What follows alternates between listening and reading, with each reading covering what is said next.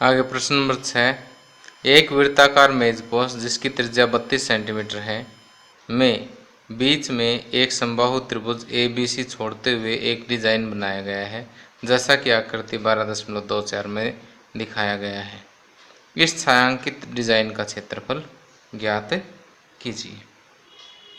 अब देखिए, ये एक वृत्ताकार मेजपोश है। इसमें बीच में ABC एक समबाहु त्रिभुज छोड़ते हुए बाकी में क्या बना दिया है, एक डिजाइन बना दिया है। हमें इस छायांकित डिजाइन का जो है यानी पूरे इस डिजाइन का क्षेत्रफल ज्ञात करना है। अब देखिए कि देखने में तो सम बिल्कुल सिंपल लगता है कि वृत्त के क्षेत्रफल में से समबाहु त्रिभुज का क्षेत्रफल माइनस कर देंगे, छायांकित भाग का क्षेत्रफल आ जाएगा।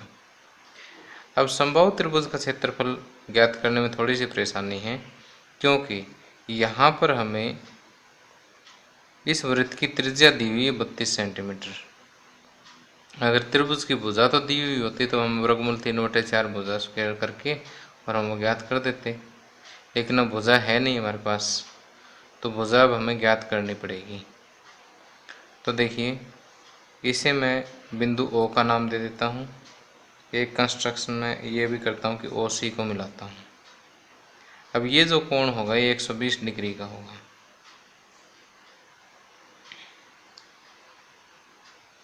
क्यों होगा? क्योंकि ये देखिए एक चाप है, इस चाप द्वारा केंद्र पर अंतरित कोण वृत्त के अन्य भाग पर कहीं भी बनाए गए कोण से क्या होता है, डबल होता है। तो ये कोण कितने डिग्री का है? 60 डिग्री का। 60 का क्यों है? क्योंकि ये समबाहु त्रिभुज है और इसलिए केंद्र पर अंतरित कोण जो है वो कितना होगा, 120 डिग्री होगा। अब मैं आपको समझाने के लिए एक और कलर का यूज़ करता हूँ। आपने सेम एक ही कलर से, नीले या ब्लैक से ही करना है।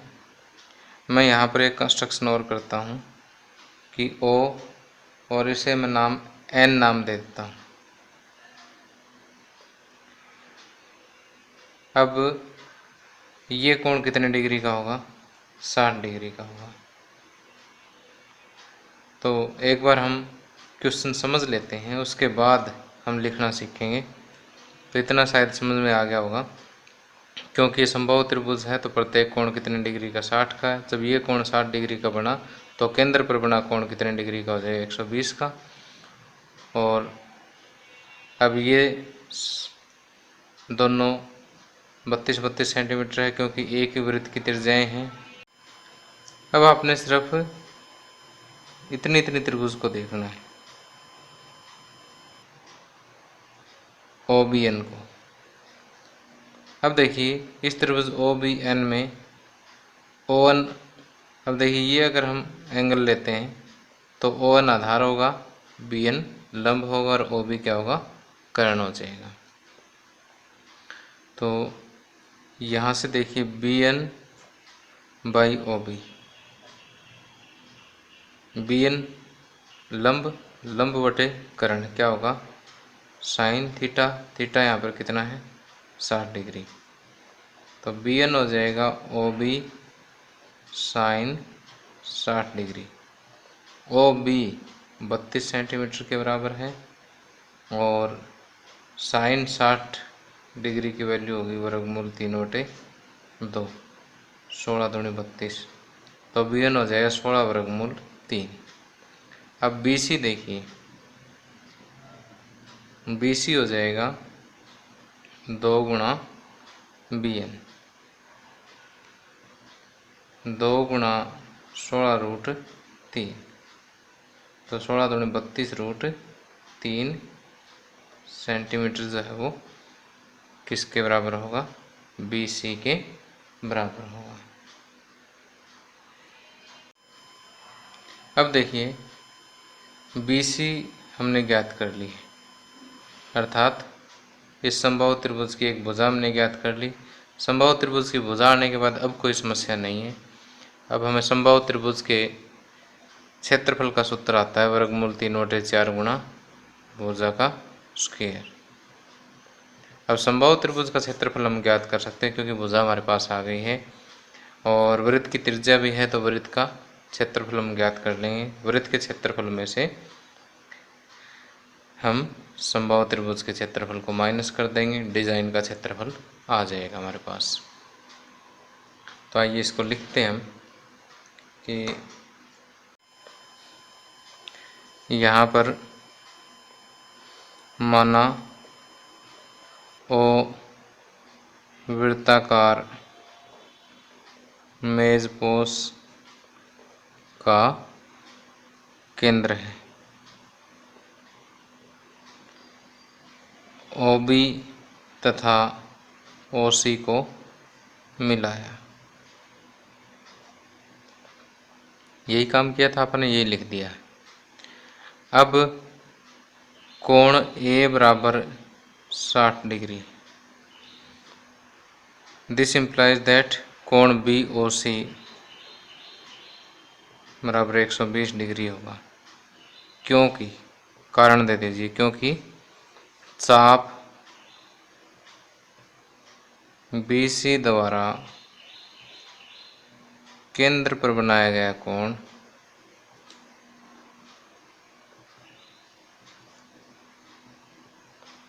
वृत्त के अन्य भाग पर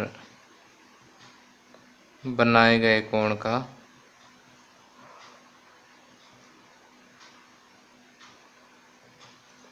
दुगना होते हैं।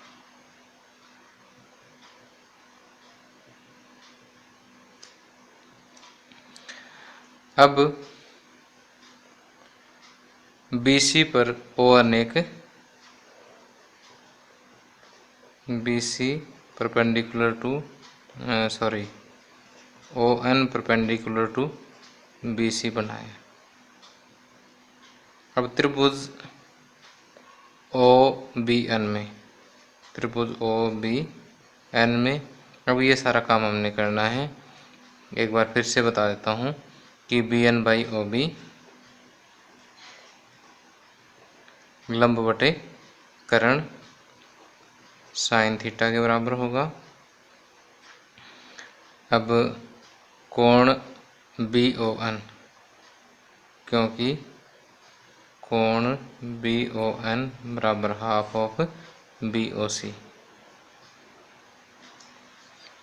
क्योंकि ये समद्विबाहु त्रिभुज है और इसके ऊपर हम लंब डालेंगे तो ये इसको बिल्कुल दो एक जैसे भागों में विभाजित करेगा।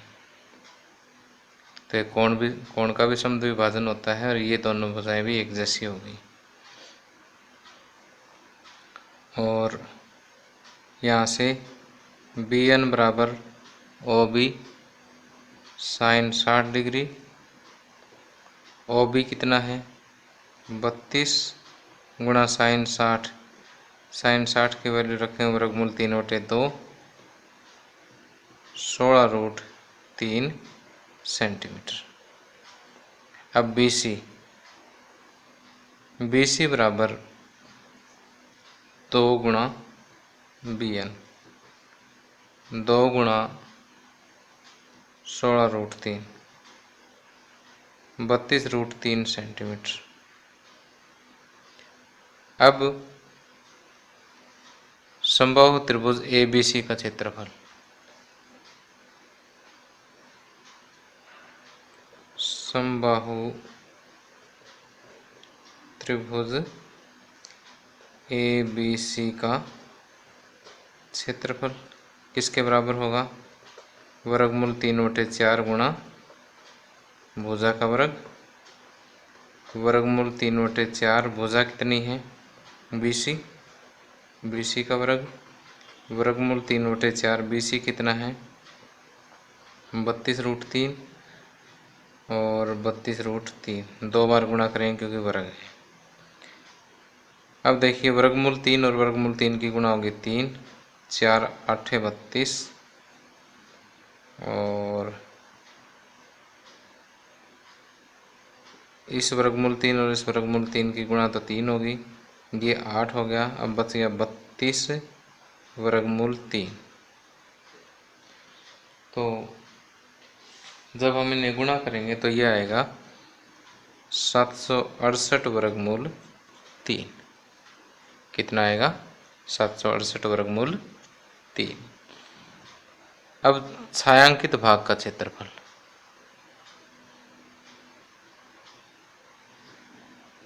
छायांकित भाग का क्षेत्रफल, छायांकित भाग का क्षेत्रफल होगा वृत्त का क्षेत्रफल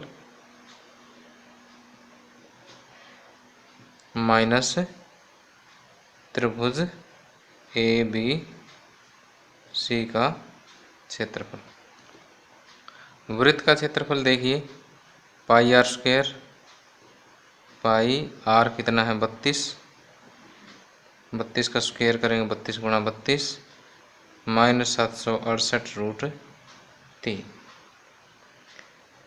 तो जब 32 और 22 की गुणा करेंगे तो यह आएगा 22,528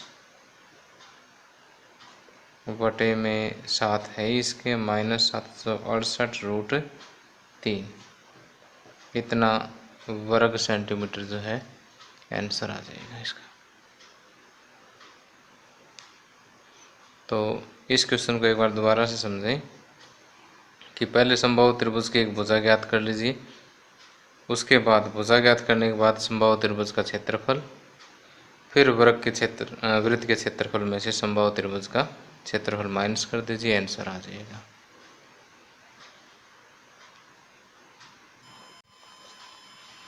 आगे प्रश्न नंबर 7, आकृति 12.25 में ABCD भुजा 14 सेंटीमीटर वाला एक वर्ग है।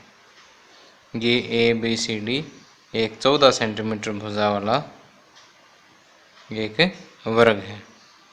ABC और D को केंद्र मानकर 4 वृत्त इस प्रकार खींचे गए हैं कि प्रत्येक वृत्त 3 शेष वृत्तों में से 2 वृत्तों को बाह्य रूप से स्पर्श करता है।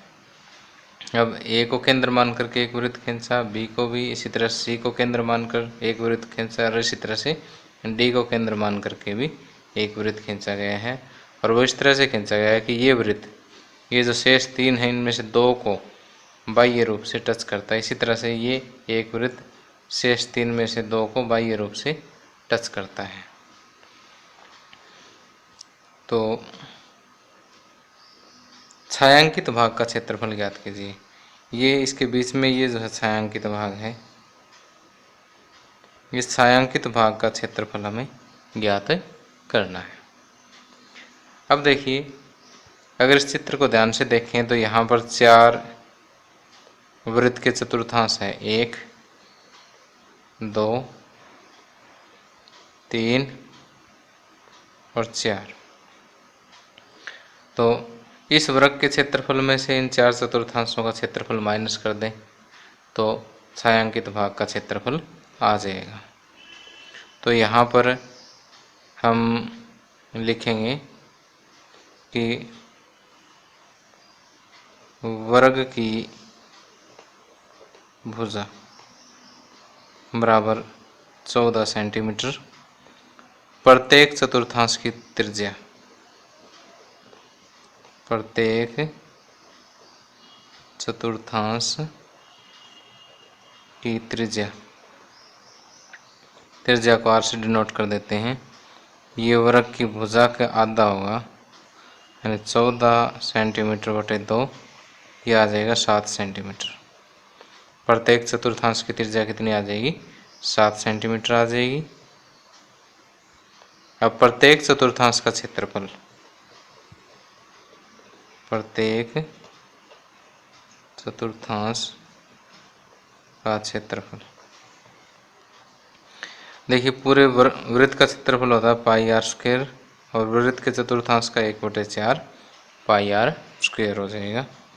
1/4 पाई हो गया 22/7, आर 7 है तो आर का स्क्वायर हो जाएगा 7 गुणा 7, 7 से 7 कट कर दीजिए। तो प्रत्येक चतुर्थांश का क्षेत्रफल आ जाए 1/4 गुणा 22 गुणा 7। अब चारों चतुर्थांशों का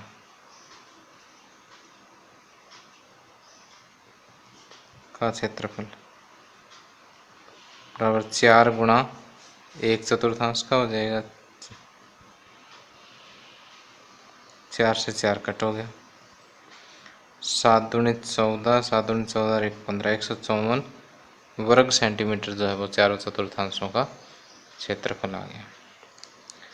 अब वर्ग का क्षेत्रफल, वर्ग ABCD का क्षेत्रफल बराबर भुजा गुणा भुजा, यानी 14 गुणा 14 196 वर्ग सेंटीमीटर। और अब छायांकित भाग का क्षेत्रफल,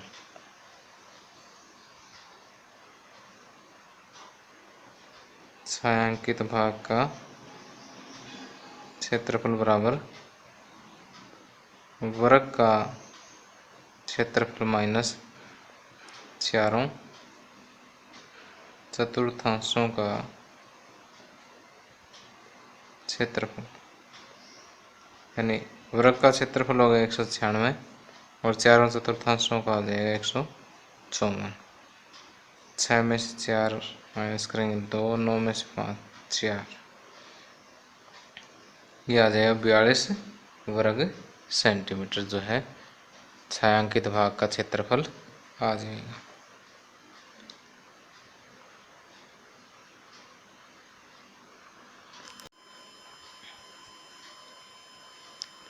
अब आगे प्रश्न नंबर 8। आकृति 12.6 एक दौड़ने का पथ यानी रेसिंग ट्रैक दर्शाती है, जिसके बाएं और दाएं सिरे अर्धवृत्ताकार हैं। देखिए एक रेसिंग ट्रैक है, इसका जो लेफ्ट सिरा है और राइट सिरा जो है ये अर्धवृत्ताकार है। दोनों आंतरिक समांतर रेखाओं के बीच की दूरी 60 मीटर है। ये जो समांतर रेखाखंड है आंतरिक, ये और ये, इनके बीच की जो दूरी है वो कितनी है? 60 मीटर है। तथा इनमें से प्रत्येक रेखाखंड 106 मीटर लंबा है। यानी इन अर्धवृत्तों को छोड़ दो, ये जो रेखाखंड है ये कितना है? 106 मीटर लंबा है। यदि यह पथ 10 मीटर चौड़ा हो, इस पथ की ये जो चौड़ाई है ये कितनी दी हुई है? 10 मीटर दी हुई है। तो हमें ज्ञात करना है पथ के आंतरिक किनारों के अनुदिश एक पूरा चक्कर लगाने में चली गई दूरी। यानी ये जो सबसे अंदर वाला जो किनारा है इसके अनुदिश अगर हम एक पूरा चक्कर लगाएं तो हमें कितनी दूरी तय करनी पड़ेगी। और दूसरा हमें ज्ञात करना है पथ का क्षेत्रफल। तो आइए फर्स्ट पार्ट इसका करते हैं। तो ये जो अर्धवृत्त है, अर्धवृत्त की त्रिज्या कितनी हो जाएगी? जैसे ये पूरा 60 है तो त्रिज्या हो जाएगी 30 मीटर। तो अब पथ के आंतरिक किनारों के अनुदिश एक पूरा चक्कर लगाने में चली गई दूरी किसके बराबर होगी? इस अर्धवृत्त की त्रिज्या प्लस इस अर्धवृत्त की त्रिज्या प्लस ये वाली दूरी प्लस ये वाली दूरी। इन चारों को अगर हम जोड़ दें तो आंतरिक किनारों के अनुदिश चली गई दूरी आ जाएगी हमारे पास। अब आइए इसका फर्स्ट पार्ट सॉल्व करते हैं।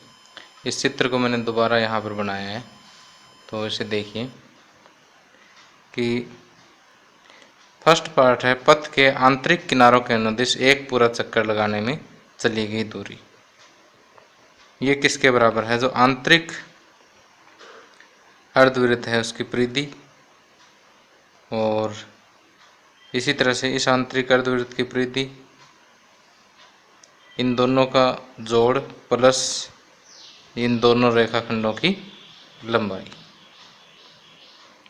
तो यहाँ पर ये देखिए कि दोनों के बीच की दूरी कितनी है? 60 मीटर। तो जो आंतरिक अर्धवृत्त है उसकी त्रिज्या कितनी हो जाएगी? इसकी आधी 30 मीटर हो जाएगी। तो प्रत्येक आंतरिक अर्धवृत्त की त्रिज्या, इसको मैं r से डिनोट कर देता हूँ, बराबर व्यास बटे 2 अर्थात 60 बटे 2 30 मीटर। प्रत्येक आंतरिक अर्धवृत्त की परिधि, परिधि का सूत्र होता है पाई गुणा r, 22 बटे 7 गुणा 30। अब दोनों आंतरिक अर्धवृत्तों की परिधि 2 गुणा 22 बटे 7 गुणा 30, एक वाली को 2 से गुणा कर दिया, दोनों की आ जाएगी। जब इसे सोल्व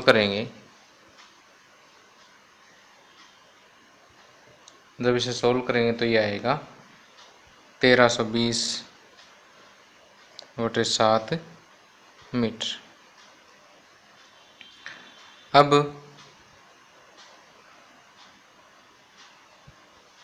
पथ के आंतरिक किनारों के अनुदिश, पथ के आंतरिक किनारों के अनुदिश पूरा चक्कर लगाने में तय दूरी,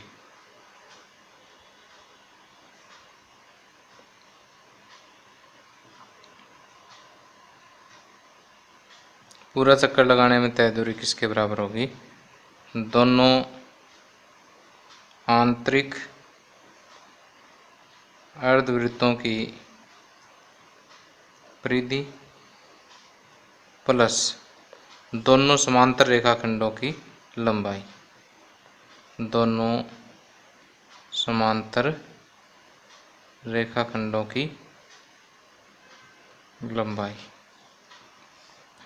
दोनों आंतरिक अर्धवृत्तों की परिधि तो होगी 1320 बटे 7 और आंतरिक रेखाखंडों की लंबाई देखिए, एक की लंबाई दे रखी है 106 मीटर, तो 2 की हो जाए 2 गुणा 106, 106 दूनी 212 और ये जब हम ऐड करेंगे तो ये आएगा 2804 बटे 7 मीटर। अब इसका सेकंड पार्ट ज्ञात करते हैं। सेकंड पार्ट है पथ का।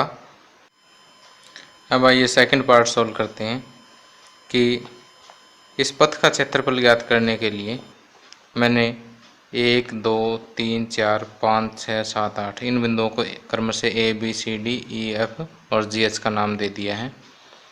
अब ये पूरा पथ जो है वो 4 क्षेत्रों में बंट गया है। इनमें से 2 जो है वो अर्धवृत्ताकार छायांकित भाग है और 2 जो है वो आयताकार छायांकित भाग है। अब हम इनका अलग अलग क्षेत्रफल कैलकुलेट करेंगे, फिर सभी को प्लस कर देंगे, इससे पूरे पथ का क्षेत्रफल आ जाएगा। तो हम ये लिखते हैं कि माना कि बाहरी अर्धवृत्त की त्रिज्या, इसको कैपिटल R से डिनोट कर दें, ये हो जाएगी 30 प्लस रास्ते की लंबाई कितनी है 10 मीटर, 30 प्लस 10 40 मीटर। और आंतरिक अर्धवृत्त की त्रिज्या स्मॉल r से डिनोट करते हैं, ये कितनी है 30 मीटर। अब अर्धवृत्ताकार भाग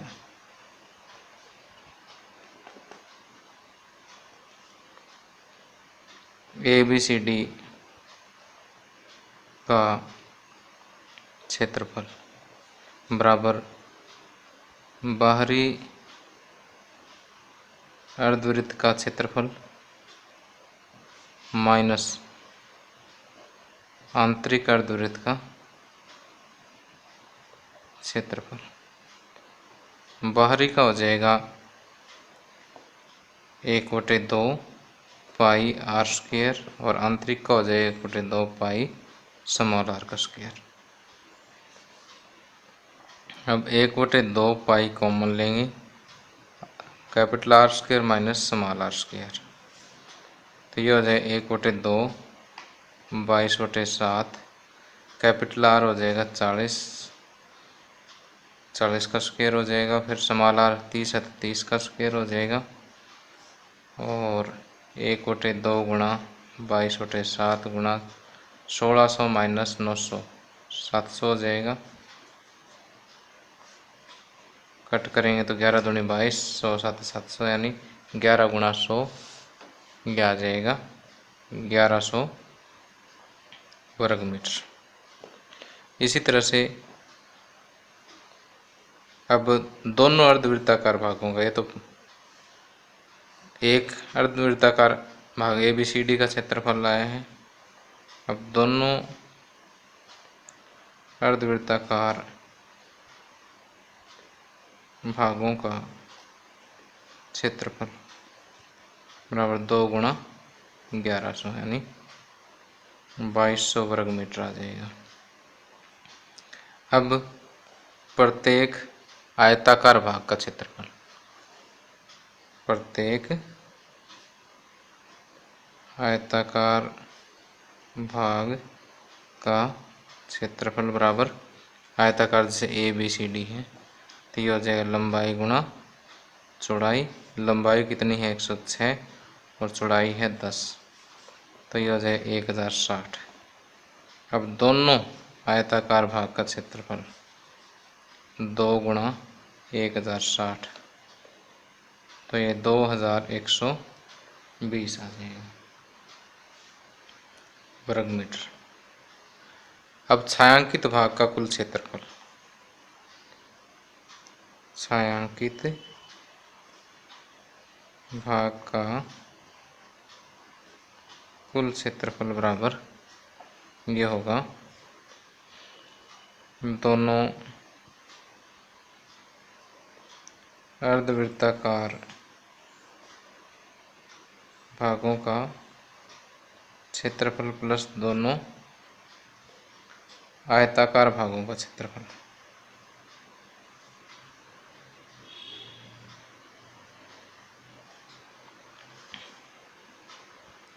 अब दोनों अर्धवृत्ताकार भागों का क्षेत्रफल हो गया 2200 वर्ग मीटर, आयताकार भागों का हो गया 2120 वर्ग मीटर और ये टोटल हो जाएगा 4320 वर्ग मीटर क्षेत्रफल आ जाएगा इसका। देखिए क्वेश्चन थोड़ा सा लेंथी ज़रूर है लेकिन मुश्किल नहीं है कि इसका सेकंड पार्ट ही बता रहा हूँ। फर्स्ट तो सिंपल है। फर्स्ट में क्या था कि इसकी परिधि ज्ञात करो, उसको 2 से मल्टीप्लाई करो, इसकी भी आ जाएगी और फिर 106 प्लस 106 212 और इसमें और ऐड कर दीजिए। पहला पार्ट तो सीधा ही आया पड़ा है। अब सेकंड पार्ट में क्या करेंगे, पहले तो ये वाला क्षेत्र कैलकुलेट करेंगे। कैसे करेंगे, बड़े अर्धवृत्त का माइनस छोटे अर्धवृत्त का, उसको 2 से मल्टीप्लाई करो, साथ में ये भी आ गया। इसमें लंबाई गुणा चौड़ाई लगानी है, ठीक है। तो इन दोनों का आ जाएगा 22 और इन दोनों का आ जाएगा 2120, टोटल करोगे 4320 आ जाएगा।